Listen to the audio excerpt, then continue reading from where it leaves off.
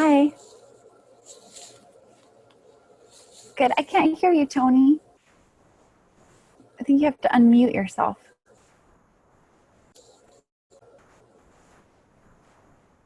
It's okay.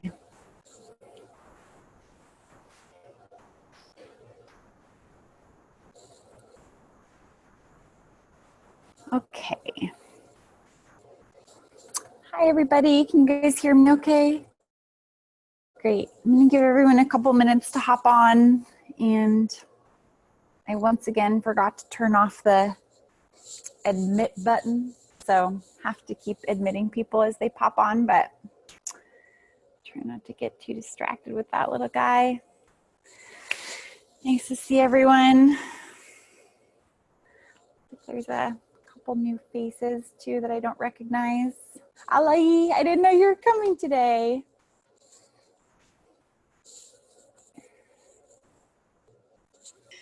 Yeah, I'm here. It's nice to see you. I just saw your email. I was like, I'm coming. I kind of miss it. Good. I'm glad. Let's see. Who wants to co-host? Yes, I do. Now, Alexandra, just tell me how to make you a co-host and I will do it. Here, I'm going to unmute you. Great. So you're just going to click on the 3 dots and just like make co-host, and then I can help you admit people.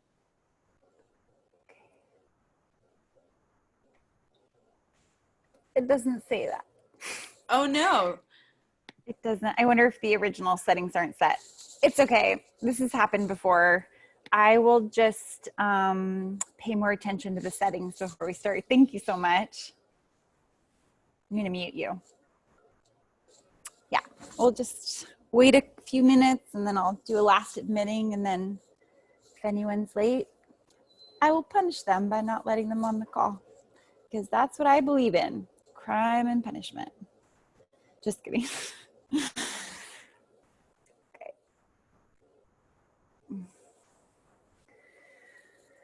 Man, technology is really not my strong suit.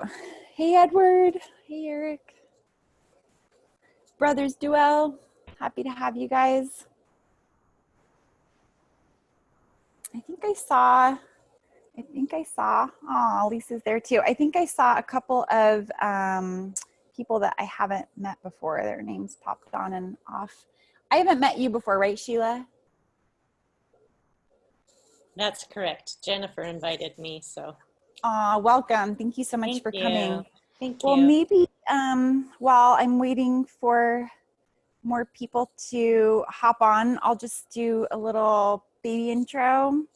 I'm not gonna dive too deep. Most of the people on the call have met me before, although now I see that there are a few people here that I haven't met before. For this call in particular, usually there is a focus on theta healing. So there's two aspects of my practice, and the theta healing aspect of my practice is more about a modality that revolves around psychic phenomenon and meditation and connecting with source and finding ways to slow down the brain waves. And then I'm sure you've probably read that invitation. This time in particular, I'm focusing on a little bit more on the NLP.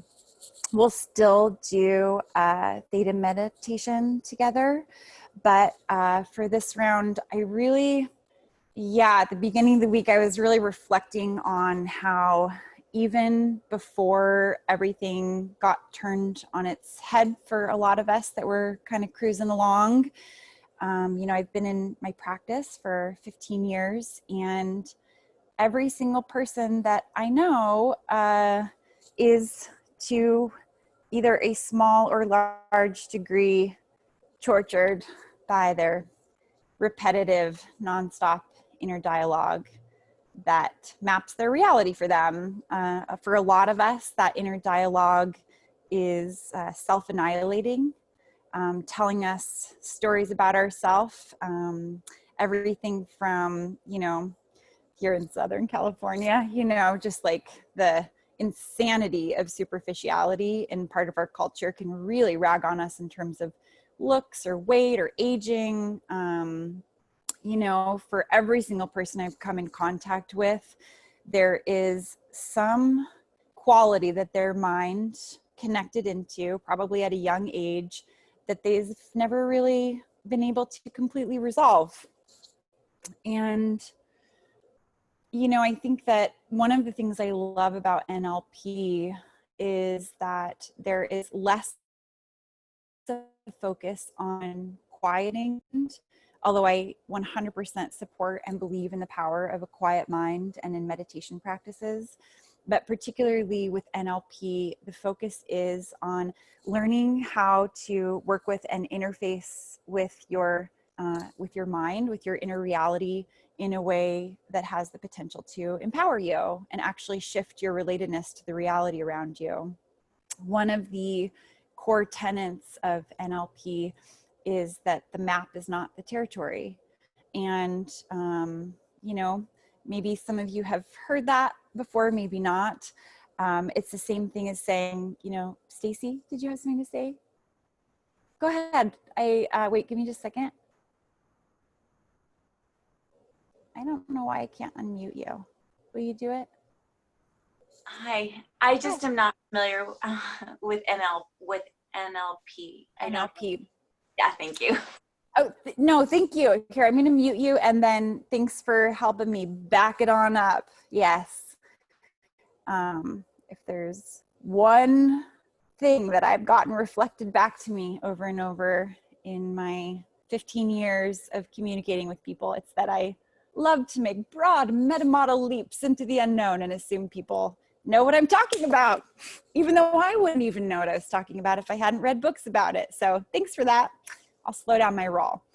So NLP is neuro-linguistics programming, and it really has to do with using language to affect changes within the brain, our bodies, our habits, our relationship with ourselves and other people.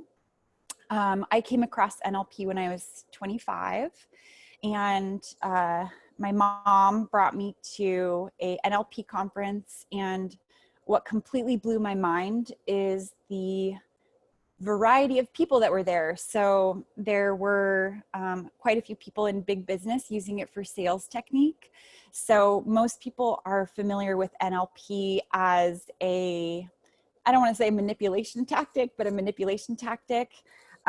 So a lot of times it's about sales. You know, unfortunately, there have been waves of books around how to get women to sleep with you that are based in NLP tactics, which unfortunately oftentimes work, by the way.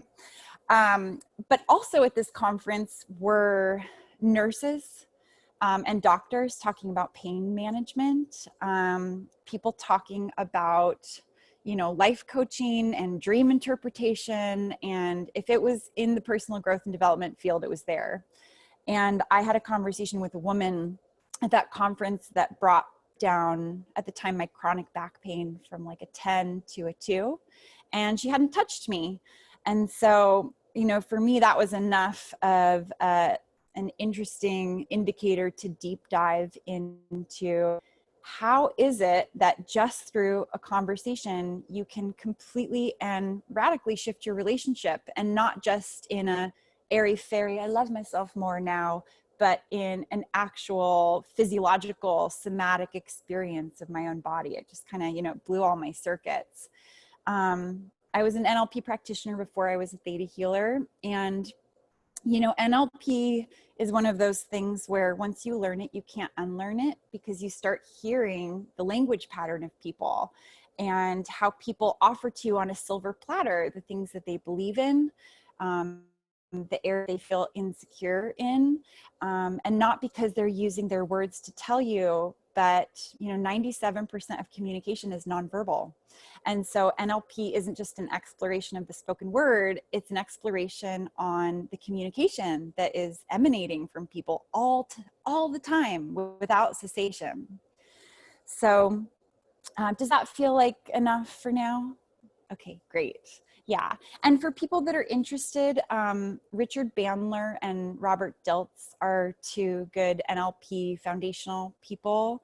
You know, a couple of the things that really deeply, I'm going to let a couple of people in, appealed to me is that unlike traditional therapy, most traditional therapies are based on a model of health, and the therapist has trained in that model of therapy, and they have a goal, which is to get their clients oriented towards this model of agreed upon health based on the psychological model. And the thing about NLP is that it doesn't make any assumptions that there is a universal version of what looks like health for people, because we are all so incredibly diverse in our interests in life and kind of what we're after and our value systems and what makes us feel good and where our medicine lives in the world. Yeah, so there's a bunch of things about NLP that really are empowering, but to me, it like opened up my inner landscape as this visual place that I could start to understand how I was mapping my reality. Just one small example is that really kind of opened this up for me was they started talking about that you store your short-term memory and your long-term memory in completely different places. So if you reflect even right now for a moment on what you ate for lunch, right? It's pretty benign, but think about the last thing that you ate and take a moment to, you can close your eyes if it's helpful, just sort of see even where that image pops up. Is it right in front of you, to the left or right, behind your head, above or below you? Just take a moment and notice the image of the last thing that you ate.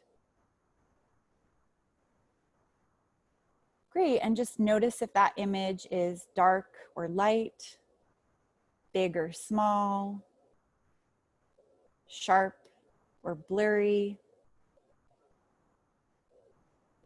Good, and then go ahead and open your eyes. And now think about the house that you grew up in, or if there was a particular house you used to go to when you were a kid that you really remember. Yeah, your childhood home. And think about, and if you have an associated relationship to your childhood home, you can think about your first car. And as you tune into either your childhood home or your first car, notice locationally, it probably arises in a completely different part of your experience. Just check. Is it to the left or the right? Above, below, behind you? Big or small? Bright or dark? Sharp or blurry? Great. So in this, you can open your eyes. So in this way, an NLP practitioner could say, map something like, if you're addicted to, I'll just give an example of a story. One of my first NLP clients was addicted to Dr. Pepper, and she was drinking like 10 to 12 Dr. Peppers a day, which is no joke. And through a series of questions and considerations about where that lived for her, we came down to that the first soda she ever drank was with her mother. And her mom used to wait for her after school, and she would get there and they would pop open a pink tab and split a soda. And it was the only time she was ever alone with her mom. And so we found out where that emotional reality lived for her. And then we found out where the emotional reality lived around drinking water, and which she was having a hard time doing. And we slowly started to visually swap the places that those things were living in her mental kind of platform. And her brain allowed us to break up the neural activity of that Dr. Pepper equals feminine bonding and love. And to start to associate drinking water equals feminine association and love. And drinking Dr. Pepper is something that her body had like this, like, I should be doing this, but I don't want to about. I know it sounds crazy, but it's actually possible to train the brain in these different ways. So from a therapeutic standpoint, we could do something. I thought about a lot of different exercises we could do today, but let's just talk about one that all of us struggle with sometimes, which is self-love. It's unbelievably difficult to stay in contact with empathy and compassion and sweetness towards the self. But I bet you there is a person in your life that it's actually pretty easy for you to find that space for. And there's probably somebody that you're connected to that even right now, if you asked yourself to think of their face, their person, and what it brings up for you, and what sort of energy and emotion emits when you think about them, it would be possible through a series of exercises to start to map your self-image into the very image of the person that you had such tenderness and unconditional compassion for. And what you're doing is you're giving your brain a directive. So part of the beauty of NLP is that it gets us out of the abstract emotional waters of we should love ourselves, we should forgive ourselves. Because I don't know about you, but sometimes, especially, you know, pre-NLP, I just always had the same experience, which was like, I know, but that's not actually enough information for us, you know, to feel safe in the world and to feel in love with ourselves. And sometimes the brain needs help actually understanding what it is that that looks like. So, yeah. And so in this way, we're going to kind of play with, rather than doing what most of us are left with doing if we don't know NLP or haven't really interfaced with ourselves in a therapeutic way, is trying to get our brains to stop torturing us by doing what most people I know do, which is to say to ourselves, shut up, shut up, shut up, shut up, stop, stop, stop, shut up. You know, I don't know about you, but the midnight mental mind fuck is like, you know, everybody's best friend sometimes when we're in anxiety. And every single person I've ever encountered has had a thought pattern that they just have not been able to shake. And so part of the beauty of learning, I even think part of the beauty of this time, right? Everything is messed up. Everything is falling apart. It looks like we're all going down in a ball of fire and white supremacy, which maybe we are. I don't know. But a lot of us have a little extra time on our hands to read. And there is a quality, at least to some degree, that I'm experiencing of like, my hope for people is that they'll use at least a little bit of this spaciousness to get the F off of Instagram and to educate yourself about yourself. And I don't mean about your personal narrative and history. You can do that with a therapist who will be extremely interested. I'm talking about to learn the hows and ways that your particular creature is set up. You know, not the why do you torture yourself with this thought pattern over and over again, which is sort of an infinite hole that sometimes has no real bottom to, but how does one withdraw our precious life force energy from a thought pattern that causes such deep upset and disdain, and invest in a thought pattern that makes a little sweeter of a sound. You know, some of the things that came up for today was around this idea of affirmation and how I've encountered so many people that say that affirmations don't work. Let me just check the participant list really quick. I think we're good for now, and I'll check one more time before we start the theta, so I can just leave that alone. Great. Yeah, where people have had an experience of saying affirmations feel stupid or saying affirmation doesn't work for them.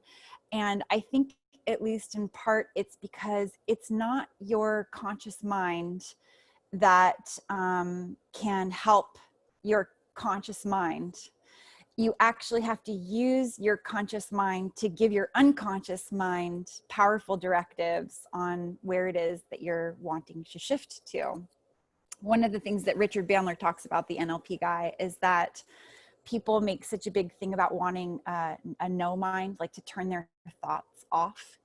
But the mind is actually completely capable of creating an inner landscape and an inner reality for you that is entertaining and insightful and full of pleasure and intrigue and creativity and personal narrative that leaves us not only just less anxious, which is a pretty low level goal, but in a state of curiosity with ourselves and with other people. Sorry, so to finish the other thought thread, and then I'll pause for questions, as I know I'm just sort of riffing all over the place. So one of the things I learned in NLP was that the unconscious mind doesn't understand negative directive. And so to tell yourself not to do something is unfortunately and ironically telling yourself to do that thing. So when you say to yourself, don't eat the cookie, don't eat the cookie, don't eat the cookie, guess what your sweet ass little subconscious hears? You better eat that cookie. Just eat the cookie, eat the cookie. And it makes a bigger and bigger picture of the cookie.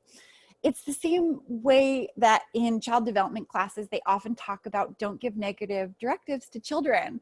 Because if you say to a little kid, don't jump in the puddle, you just hand drew a perfect image for them of them jumping in the puddle. And for them to make a choice not to jump in the puddle is actually got harder from saying don't jump in the puddle.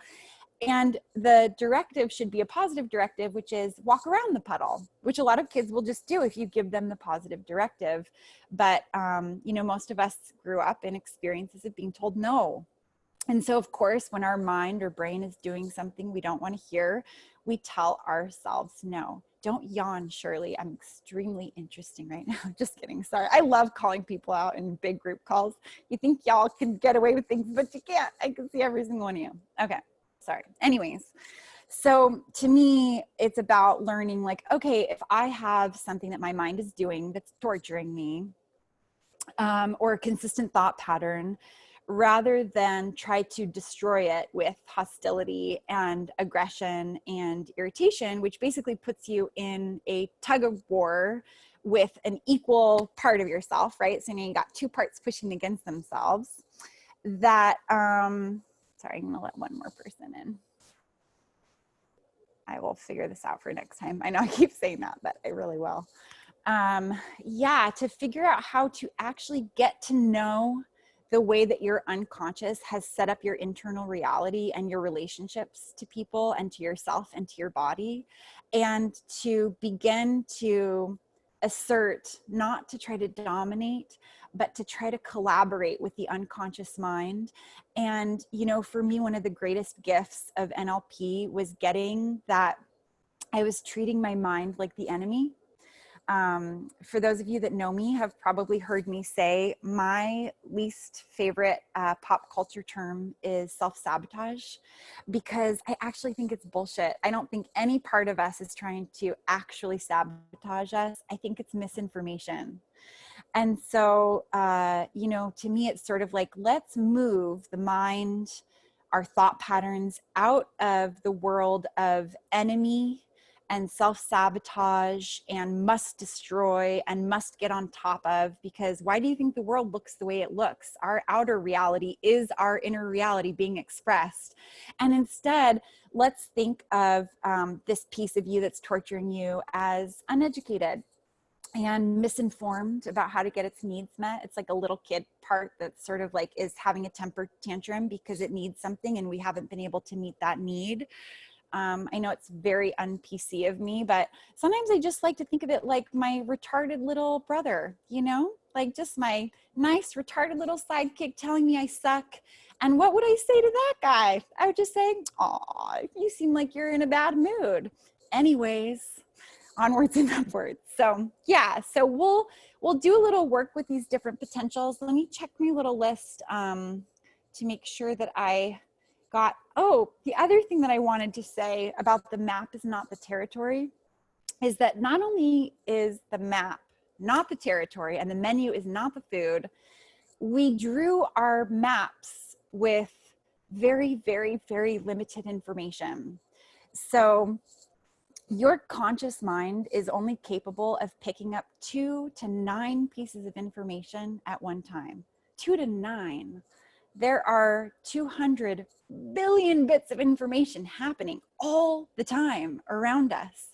And they've done all of these experiments by which it's being shown over and over again that those 2 to 9 bits are usually just an affirmation and a confirmation of what we already think is true. So it's really healthy to get that, just pretend the map that you drew of reality, you did it when you were drunk and traumatized and on something. And so we have very, very loosely relationship to what is real. I mean, we're just a bunch of little blindfolded babies. We're lucky we don't fall down more. Sorry. I really do love human beings, but Jesus. I've been talking to people for so long, and you would think from the 4,000 to 5,000 hours of conversations I've had with people in the ways that they self-torture that I would have found a way out of it. And it turns out, nope, I haven't. But I do have a really good sense of humor about it because I get how not personal it is, which is the other thing I wrote down, which I think is helpful, which is the things that you believe about yourself are not personal to you. And the ways that you suffer and torture yourself, I'm so sorry to tell you, but they're not unique. Byron Katie says there's no new negative thoughts, which I actually think is really true. We're thinking the same negative thoughts that our great, great, great, great, great grandmother and grandfather were happening. Now, they might be slightly different in content. We might say, oh, I suck, I didn't email somebody back. And maybe our, 1,000-year-old ancestor said, I suck, I forgot to return the rock to cave number 42 or whatever. But sorry, my relationship to human history is wildly imbalanced. I'm not very well educated, except, I like to read a lot, whatever, anyways. So does anybody have any questions before we do an NLP exercise? Anybody want to throw anything in the pot? No? Just leaving me hanging all by my lonesome again. Come on, Lisan. You're an NLPer. Anything you want to add in there? I can't help it. I have a question. Oh, great. Is it possible that there are new positive thoughts? Where are you? Who just asked that? Let me see if I can find you. Oh, there you are. Hi, Julie. Sorry, I was on a different page. Yeah. I think that it's possible to be innovative in the visionary sense, but I don't think that there's any positive thoughts when they're personal. Any new positive thought personal to us. Does that make sense? So we might be able to have a universally new thought, but the likelihood of us having a brand new thought when we're feeling particularly confident or in aligned is probably actually very small. Yeah. But that's, that's me sort of guessing. Anybody else? Lisan, I was going to try to call you out. Would you rather I didn't? I can move on. There she goes. The only thing, thank you for bringing up the NLP thing. The only thing I thought about in reference to that is just how powerful the idea that we actually have the ability to program our own experiences through our thoughts. And so I'm really glad that you're going to introduce some kind of an NLP exercise, because I think it could be really helpful during this time where people are feeling so out of sorts about what to do in the situation that we're in and how we're saved. I think we have to save ourselves, and so I'm really excited about the work that you're doing to help this community to find ways and to uncover tools to be able to help ourselves through this, because no one's going to come and do it for us. That's it. That's all I got. Yeah, thank you so much. Yeah, and that was the impetus for this round, because as you guys know, I love I think especially like a lot of us, it was really confrontational right after George Floyd to be in a relationship where I didn't know where my medicine or my power lived. But one of my friends, very sweetly, he pointed out to me that my gift in being able to make tangible, big, wide, complicated subject matter, and that I should probably focus a little more. So it's really true, which is when we feel so out of control with so many world events, such an act of health all the way back down to any real our own internal, non-stop communicator, and what it's telling us about ourselves and about our realities and our thought patterns, which is sometimes literally the only thing that we have control over. And honestly, it's the only thing that anyone has any real consistent type of control over, because we get to talk back basically to that voice and that inner dialogue and that mapped reality. And unfortunately, our culture has not supported us in the education and the resources on how to effectively work with one's own psyche to bring health and balance. Instead, it has told us that we will be happy on the other side of buying something or losing weight or having more friends or having a lover or having more love with our current partner. And the list is as long as it can come, and almost never in there do you hear anywhere in mainstream culture communicating about how you need to treat yourself like the living, breathing art process that you actually are, and start working within the bounds of your own interesting, strange, globular, neurotic creature that you are, which takes a little bit of a leap for people to get that. When you're comparing yourself to other people, you're comparing yourself to the delusions and illusions and projections that your 2 to 9% is gleaning from what's happening with other people. You're not actually comparing yourself to people. You're comparing your own access to the worst of yourself to the curated, distorted images that you get to see of other people, whether in person or specifically online. And no wonder there's such an imbalance and we get left feeling like shit. You're looking at this little teeny tiny peephole of people filtering their lives and their selves and really specifically sharing what looks good in a very specific platform. And then you're in contact with your own hideousness. No wonder we feel like shit. But something that I've learned in the last 15 years is that pop the hood on any one of those cars and you will have the same hilarious, pathetic, glorious mess that lives within your own psyche, because we are all one ecosystem of a creature and no one gets out of here alive. Is that cheerful? Okay. Does anybody else have anything? Yeah, Lisan. I just wanted to add one quick thing in talking about like social media and reading and affirmations and all of this. What's been up for me lately is the realization and the acknowledgement that I have the ability to plug in to get my power from wherever I choose to do so. And so I went through this period over these 6 months of maybe like 60 days of torture, because I was in social media and I was just doom scrolling. I think somebody referred to it as, just like over and over and over again.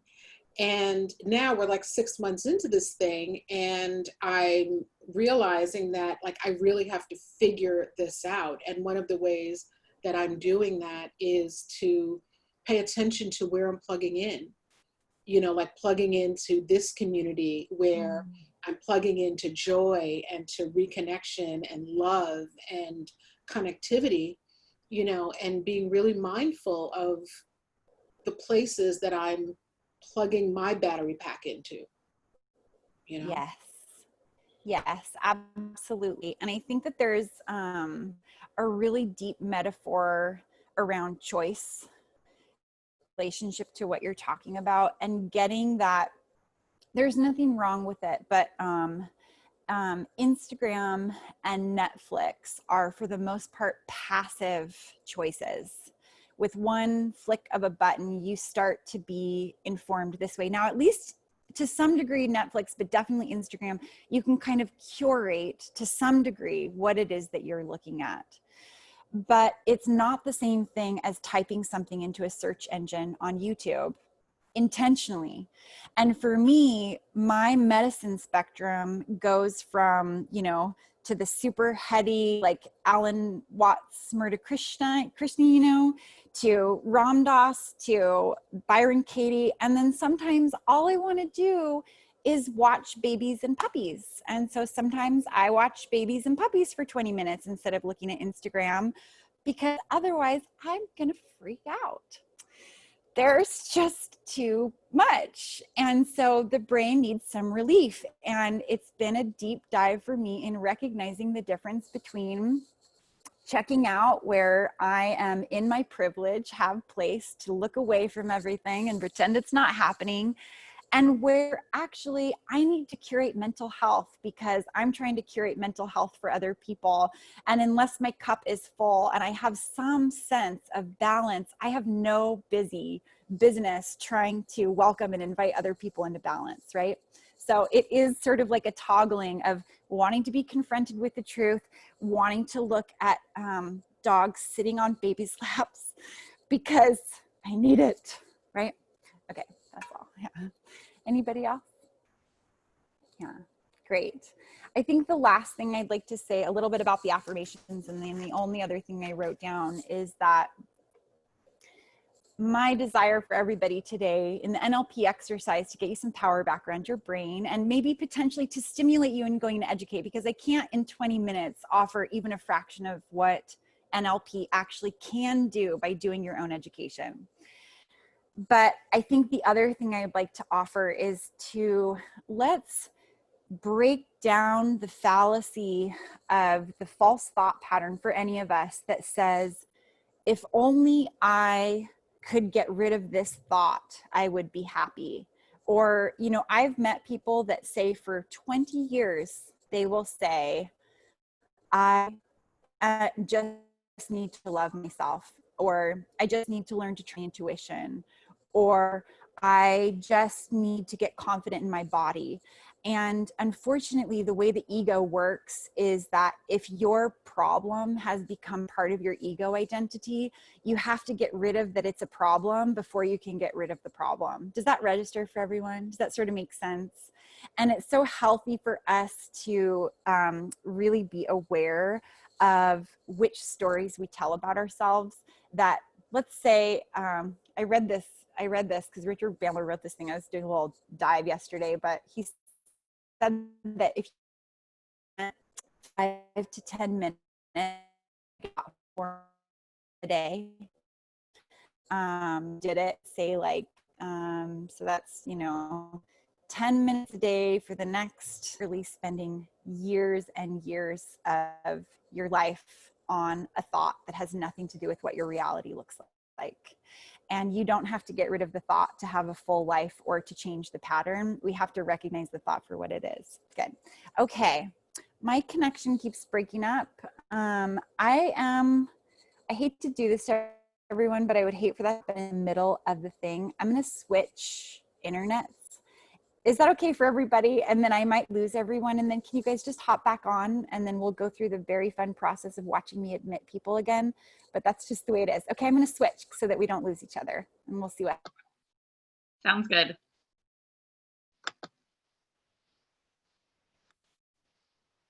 Back up, or is everyone gone for all of time? Everyone's gone for all of time. Okay, I'm going to end and start. Oh, wait, is it back? Look at that. Who knew you could switch internet connections without dropping the call? All right, beautiful. So unless anybody else has anything, do you guys want to do a little NLP exercise together? And then we will do a little theta meditation at the end. Does that feel good? Yeah, Julie?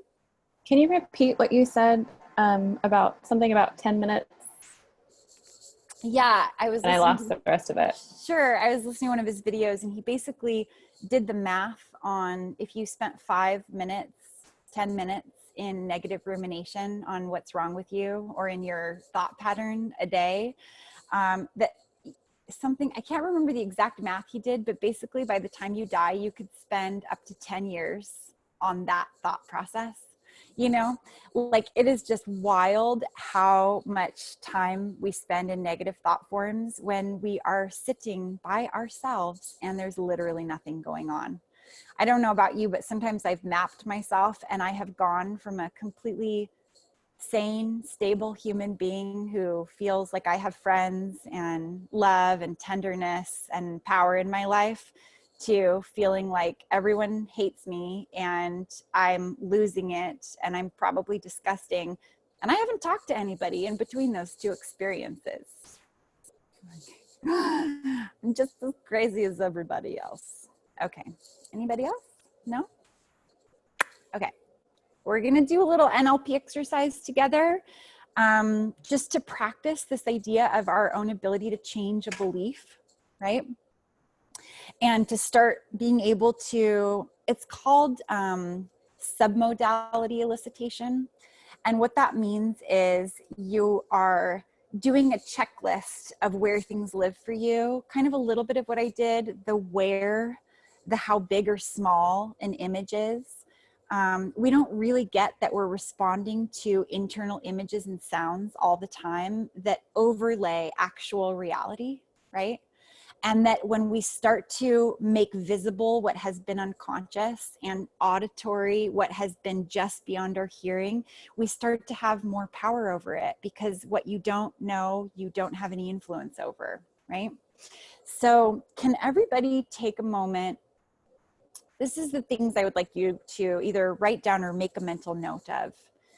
First, let's take something that you know to be absolutely true.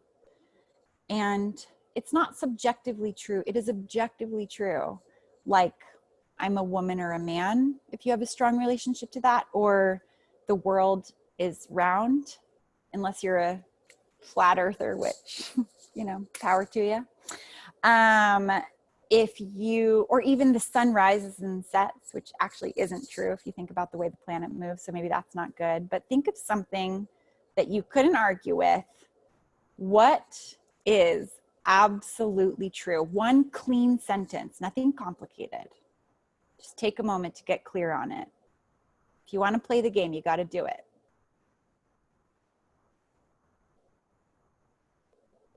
How about everybody close your eyes while you're thinking about it and then look back up at the screen when you're done so I know we're all together again.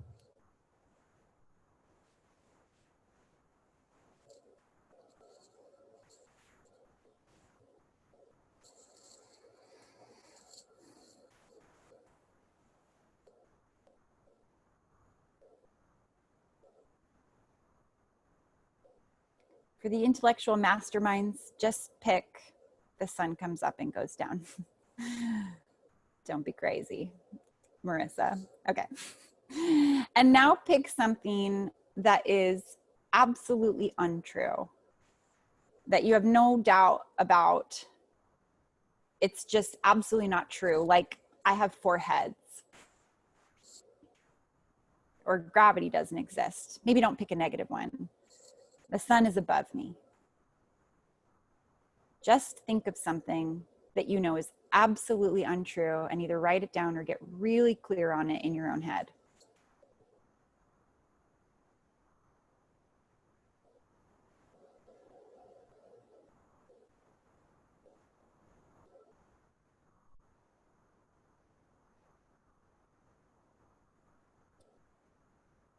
Okay, great. If you haven't thought of anything, just use you're looking at someone with 3 or 4 heads. Alexis has 3 heads. Okay, so let's just, together, we're just going to, and then let's do one more. Let's do one that could be true. So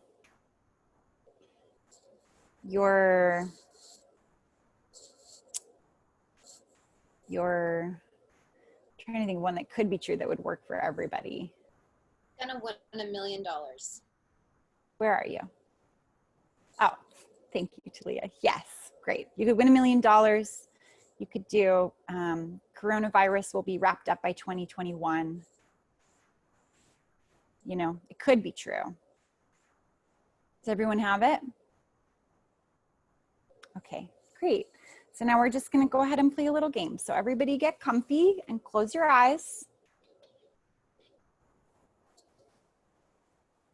We're just going to play the game together. This is pressure-free. You cannot do this wrong. Your reality in your mind is subjective, which means you literally cannot do it wrong. If it feels like it's on the left, it's on the left. If it feels like it's on the right, it's on the right. So just take a nice deep breath and close your eyes and get comfy.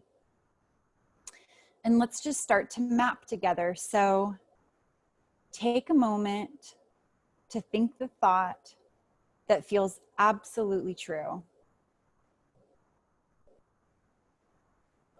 I'm going to use the earth is round for me, but you use whatever it is that you would like. And take a moment to notice if the image that arises around that truth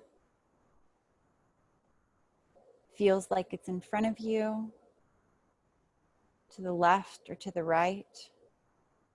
Where does that picture occur? Even just the feeling of it. You cannot do this wrong.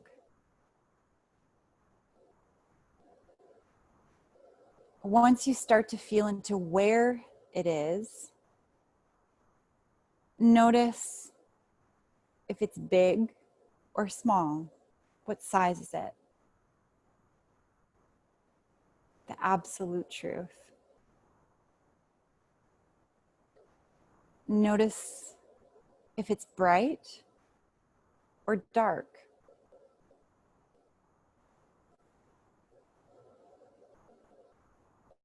Notice if there's motion or is it still?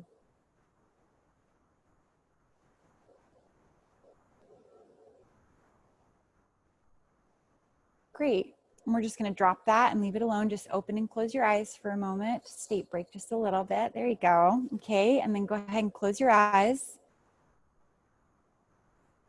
And now I'd love to ask you, where does it occur for you when you think about something that is absolutely untrue?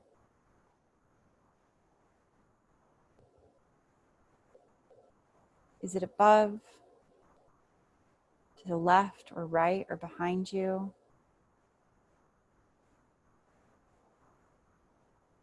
Where is the thing that is not true?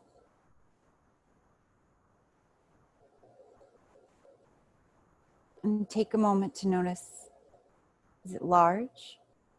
Is it small? Is it dark? Is it light?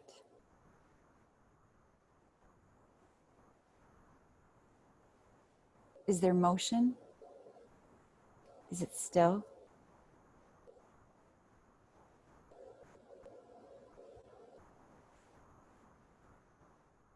Great. And when you're ready, you can go ahead and open your eyes for a moment. Okay, good. Did everyone get it? Okay. And now we're just going to do a little experiment and take a deep breath and close your eyes again and think the thought, I am a person of worth.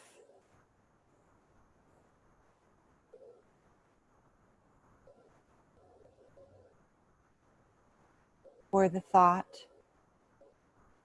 I am worthy of being loved.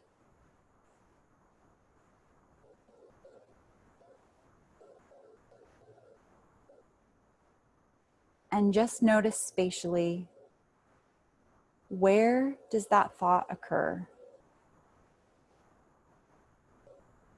Between what is absolutely true and what is absolutely untrue.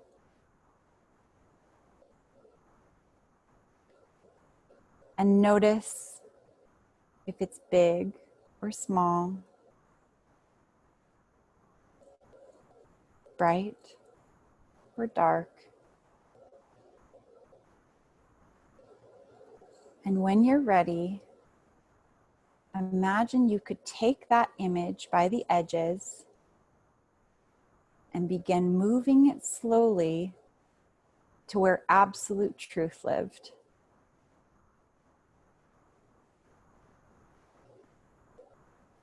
And as you move it there, if the absolute truth was bright, make it bright. If it was dark, make it dark. If it was large, make it large. I am a person of worth, worthy of being loved.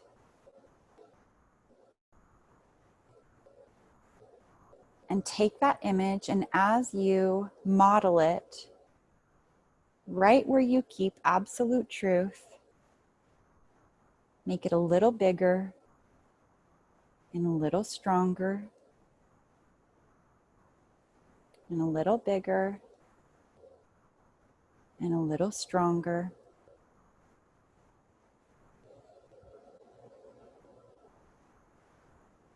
Take a deep breath.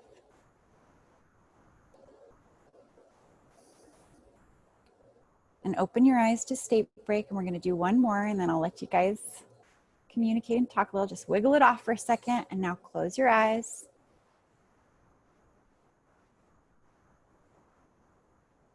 And it happens to everyone. Take a negative thought that you've had about yourself. That could look like anything. I'm ugly, I'm a failure, I'm permanently single, whatever the thing is, I'm too much. Whatever the thought is, just close your eyes and feel where that negative thought about yourself lives. Don't forget to breathe.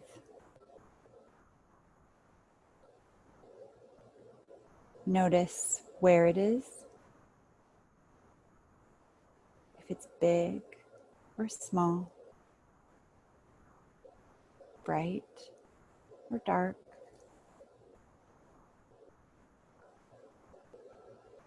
And as you're ready,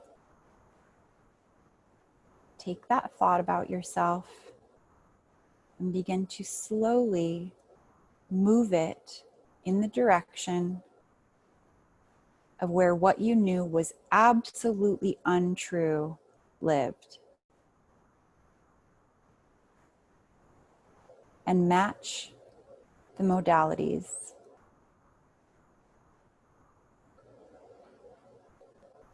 Match the level of brightness or darkness,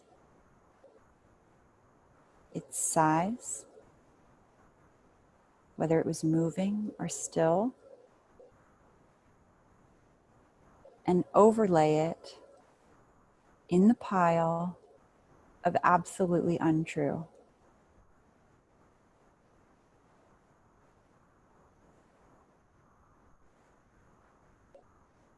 Darker and darker. Good. Now just as you're ready, take a breath, open your eyes, shake it off.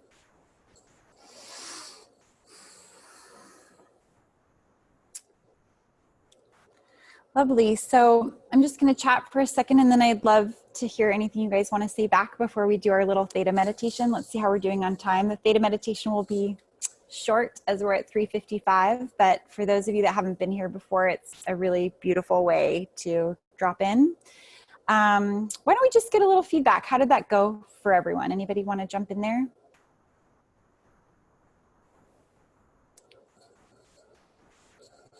Did it make everyone feel very quiet and relaxed and not like sharing? Mom? I should probably call you Marcy on the calls, but that's my mom. Go ahead. I was really happy that it was pretty easy to pull the worthy one toward the true. And I was surprised that it was harder to pull the negative one toward the untrue. Yeah, My mind definitely wanted to argue about that one. totally. You know, one of the, yeah, it seems like maybe a lot of people have that thing. You know, one of the little NLP tricks. Can we do one more? Would you guys care too much if we skip the theta meditation this round and then we can do it again next Friday? Because I just feel like we're on the thing and I don't want to change the energy too much. We've already been together an hour and God, I know you want to just listen to me forever, but just kidding. Anyways, okay, I'm going to mute you, Mama. So this is the other game that I learned in NLP about thoughts about yourself that just like blew my mind that you even had a choice. Can you guys think of something negative that you say to yourself about yourself? Can everyone just think of one negative thing that they know that they say about themselves? Okay, good. Does anybody not have it? Raise your hand if you don't have it yet. If you need more time. Look at how easy that is. Oh, just a bunch of beautiful self-haters. Okay, so just for a second, close your eyes for a minute and just like we're gonna do a visual game, but just as an auditory beginning, just see if that thought about yourself, I am whatever. Imagine that thought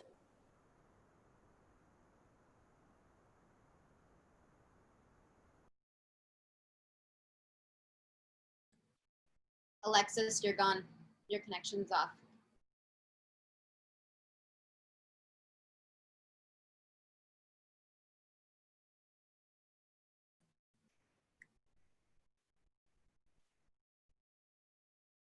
Levy, your screen totally froze. We don't have you at all.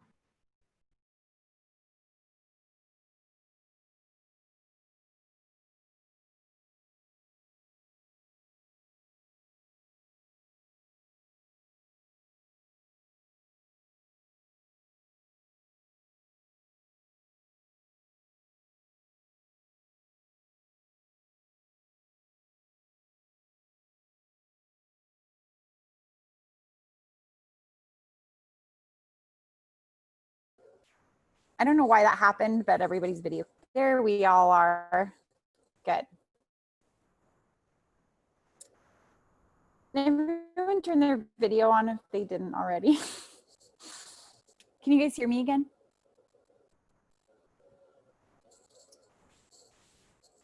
Can you guys hear me? Okay, good. I got a thumbs up from Beverly. Zoom shut us down. Okay, great. Are we back on? Good? Okay. Let's go back to the exercise. Close your eyes. Close your eyes. Look at the thought in front of you.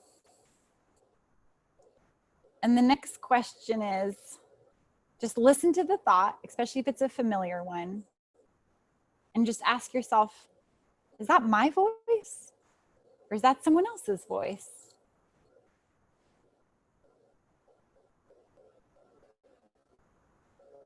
You don't have to do anything about it, just my voice or someone else's voice. Sometimes that's a little game I like to play. Daddy? Mommy? Is it you? Just take a moment.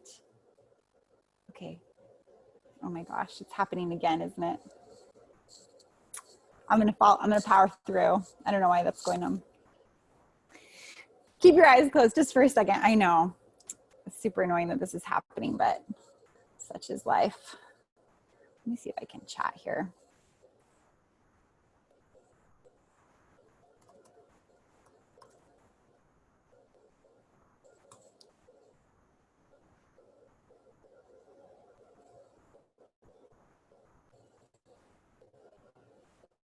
Okay, good. There we go. Good. We're going to wrap up the exercise. Close your eyes. For anyone that didn't hear my amazing joke, I said, this is a game I like to call mommy or daddy. But oftentimes it's me too, but you never know. Okay. And then just for a moment, I want you to think about whether it's an actor, actress, someone you know, think about who has the sexiest voice that you can think of. Like the sexiest voice that you can think of. And now I want you to have that person say that thing to you.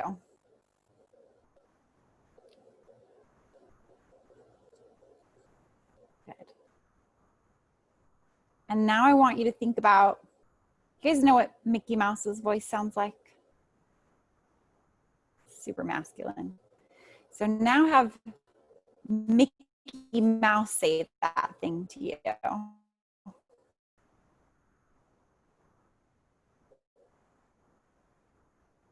And you can say, fuck you, Mickey, that's not true.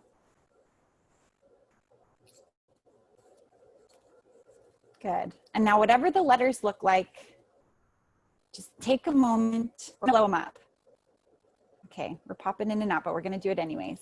So take the letters, close your eyes, take the letters, and whether it's gunpowder or fireworks or a machine gun, just take a minute to look at those letters and take a deep breath. And you can declaratively say, as you say, not true, go ahead and blow those letters up.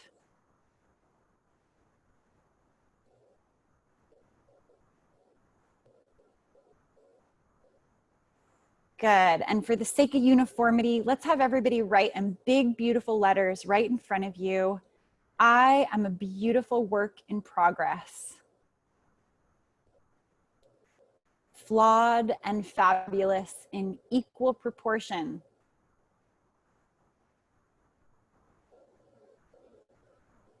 And as soon as you're ready, just imagine rolling those letters back up, swinging them back around to wherever they were, and sticking them back in the space that was empty from when we pulled them out before.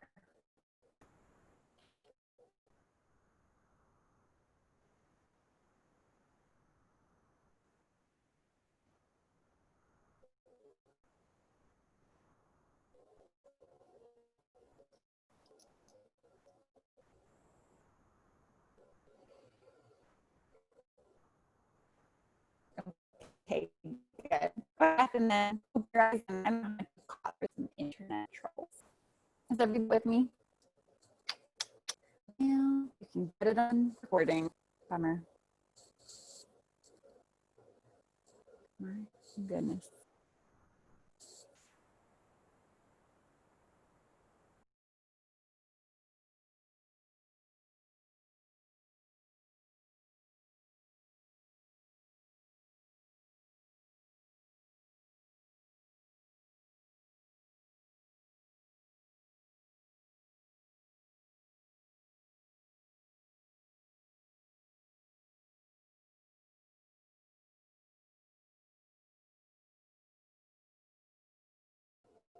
We're back for the last couple of minutes and then we can wrap it up. How did that go for everybody? Does anybody that wants to share, will you unclick yourself? I'd love to hear. I know that it was a little broken up, but I hope it translated. I'm going to NLP you to make you want to talk to me. How to get chicks to talk to you. Oh, someone's online. Go ahead. Well, I was just going to say it was fun. The part with the sexy voice, it's like, well, I don't mind hearing it from you, right? You know, because it becomes a good thing. But then I also enjoyed blowing it up and replacing it with new stuff. So that was fun. Totally. Thank you. Yeah, I found that, and really like what this comes down to, what we're doing is we are massaging and breaking up neural networks that have just hardened into place. It's like stretching. And when you take something that you've been torturing yourself with, and then you start to add in other people's voices and dialogues, what it does is it creates neuroplasticity where there was a little bit of tension. It's just a good game, and it's a directive to the unconscious. Anybody else? Hi, Alexis. It's Hi. Penelope. I found that it was really easy to laugh at Mickey, and I appreciated that when he was saying the, you know, the negative thing about me. I could laugh, I could dismiss him. Yes. Yes, exactly. And that was another really beautiful thing to me about NLP, was that there's all these ways in which they take things that are intimidating or overwhelming and they craft a visual around it that lets your body say, that is ridiculous. You know, sometimes I'm sure for people that have had session with me, sometimes I've had to take people that they've been really afraid of, whether it's like an ex-partner or someone that is intimidating to them, and, you know, make them 2 feet tall with buck teeth and bunny ears and make them hop for us and be our little bitch. Not to minimize the real person in real life, but to just prove the point that what we are scared of, what we are obsessed with, is all products of our own machinery fabricating projections. I mean, in some ways, that's why family relationships can be so hard, because you already have all of these projections and these gained evidential baskets, and why romantic relationships can be so hard, because we have all of these projections and gained evidence of what something is supposed to look like that is disconnected from somebody's like actual real humanity, right? Yeah. Anybody else? Are you sure? Okay. Do you guys want to sing? I feel like there's one more person who wants to share. Don't be shy. Be brave. I noticed that there was like a weight in my truth, and it was like in the center of my heart, and it was like the weight in my truth in the center of my heart, and I was surprised that it was dark. I was surprised that it was like just like really like almost like a sacred dark cave of truth. Yeah, beautiful. I mean, that's the thing, is like there's all these assumptions about what things should look like and feel like, right? But to be honest, like I think that there's something really it creates us this feeling like we're failing if we think that self-love, clarity, all that stuff is always supposed to feel like yang and on and bright and and I get it. It's like actually real truth usually lives in these really subtle underbelly layers. Like sometimes, like I don't need to walk around thinking that I'm amazing. I want to think I'm amazing in the same way that I like that tree over there. I don't even want to have a huge emotional charge around it. I just want to take it as status quo. Like, of course, that's the way that it is. So I'm not surprised that it landed there. Mine are actually pretty free of emotions a lot of times, which I appreciate, because when you absolutely know something to be true, it doesn't usually elicit some huge chemical dump in the brain. So beautiful. Thank you so much. Yeah. This is why I encourage you guys to share, not only because this was never meant to be a lecture style, but also because when people share things, it helps support the group. It's generous to share, not just brave, but it actually helps create some energy for everybody. Yeah. Is there anyone else before we get complete? Great. Why don't you guys let me do theta? Yeah. Lisan? No, not me. I saw somebody else was waving their Drinda. Oh, raising Susan, you want to unmute yourself? Here, I'll do it for you. Susan, did you raise your hand? Okay, I'll mute you again. Me, Alexis. Oh, thank you. Hi. Hi. So I found that when I was saying my negative thing about myself, yeah, I believe it. I had a really hard time moving it and like getting rid of it because it's like really integrated. Yes. And I think that, again, like this is like this mapping system that it takes some education and negotiation around why that's so rooted there. And even if you had to spend an hour pulling up the roots and pulling the roots from the core and replacing it moment by moment by moment with a new thought pattern, that's sort of where I've been at lately, is like, what else do we have to do at this point? That's yeah. Thank you. Yeah. Thank you for sharing. Yeah. Cause I get that not everything goes easy, but all of it can go. Yeah. Anybody else? Alexis, I have yes. It's Talia. Oh, thanks. Hi, I see you. It was actually really beautiful for me to recognize how close actually my could be truths and my absolute truths were. And personally, they resided right here, and my not resided right here. So having that direct opposites, and my I don't know if true resided like right. So just to shift, like, oh yeah, that's true. Yeah. And I'm not sure it could be truths back here. It was very, very just effortless and easy and sweet for me. So That's great. Yeah, my pleasure. And that's the thing is like when you start to self-relate and understand where things live for you, it gets easier to play with them, to move them around. I mean, even something as simple as taking somebody that really gets under your skin and then mapping them and seeing, and then mapping them over to somebody that you feel neutral about will break up our neural activity around face and body that brings us stress and put it in the category of neutrality, you know? It really does.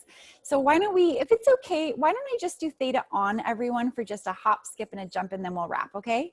Well, everyone close your eyes for a second and sit up straight. And can I come into everyone's space? I know that for the newbies,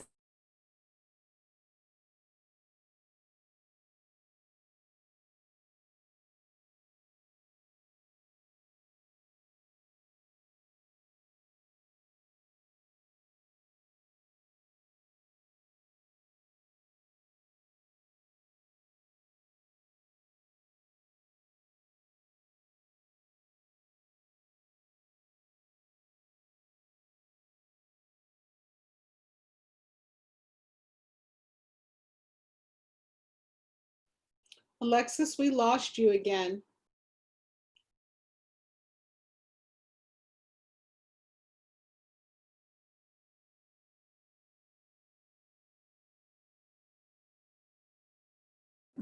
I'm going to keep going even though you guys were blinking in and out. So just close your eyes. So all I did was clear your space and try to bring your energy back to you. Let's ask that all the chakras in the body get open and aligned, highest and best way, particularly the root. Just relax the body. And then let's just all send a little prayer to ourselves, to one another, and to the world at large, that we learn how to work with our mental machinery in a way that leaves us kinder and closer to wholeness. Let's just ask in the highest and best way for those of us that have had the privilege of accessing information that is helpful, that we find ways to embody and educate, communicate, and offer, so that the imbalance in people having access to self-help and education and people not having access to self-help and education begins to right itself. And let's just take a moment, because it's so healthy to do so, to just take your beautiful brain, the parts that make us so capable of creativity and ingenuity and expansion, and the parts that create suffering and darkness and contraction. And let's just imagine together sending unconditional love and big, beautiful waves of healing, nourishing energy towards all parts of our neurocortex, all of our gray matter flying around in there. And let's just ask that we all come in a little closer contact with curiosity around the mechanics of being a human being, and become more and more capable of taking it a little bit less personally, and becoming a little bit more interested in not how to fix ourselves, but in how to master the machinery that we have all had the blessing and curse of inheriting in these human bodies of ours. Peace in the body and joy in the body and acceptance of what has and hasn't been. Okay. Good. Thank you guys for sticking with it. I know it's got a little hairy there because of the connection. Does anybody else have anything that they want to say before we hop off? Okay. Do you guys want to do the happy cell song? Okay. I just wanted to say thank you. That was really cool. Yeah, my pleasure. Yeah, I know. NLP is one of those things that is so rich and so full of potential of being helpful to people. And maybe there's ways that I can find a different way to integrate it and not just on the Friday calls. Something to think about. Yeah, it's like muscle testing yourself in your own mind. Yes, like, exactly. Really, you're muscle testing yourself in your own mind. That's exactly right. Yeah. Really cool and really surprising. Yeah. Amazing. Thank you, Shanti. Okay, everybody ready to sing together, and then we'll close. And again, this is like an NLP thing. You are indoctrinating yourself that your cells are healthy and well, and blessing other people, that other people's bodies are healthy and well. You guys ready? Okay. Every little cell, sing to yourself first. Every little cell in my body is happy. happy. Every little cell in my body is well. Every little cell in my body is happy. Every little cell in my body is well. I'm trying to figure out who to mute.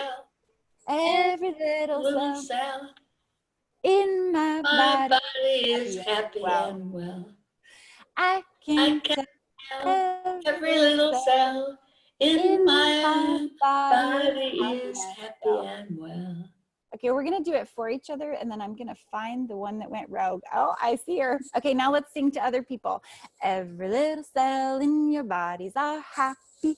Every little cell in your bodies are well. Every little cells in your bodies are happy. Every little cells in your bodies are well. I can tell every little cell in your bodies are happy and well. I can tell every little cell in your bodies are happy and well. Thank you guys so much for coming. It's such a just a joy, and it's so nourishing to get to spend a little time together on Fridays. And I'm not sure if I'm going to do next Friday or if I'm skipping it, but I will let you know on Monday, and I'll send the recording out on Monday. If you don't get it, reach out. I have a list going of people who want the recordings. And does anybody else have any questions or things they'd like to throw in there before we close? Okay. Lovely. All right. Bye, everybody. Thank you. Bye. Thank you. Bye. Thank you. My pleasure. Bye, everybody. Thanks, Alexis. My pleasure. Bye, Shanti. Thanks for coming. Bye, Talia. Bye, everybody. Give Sir Lynn a kiss and hugs for me, please. I will. Bye, Talia.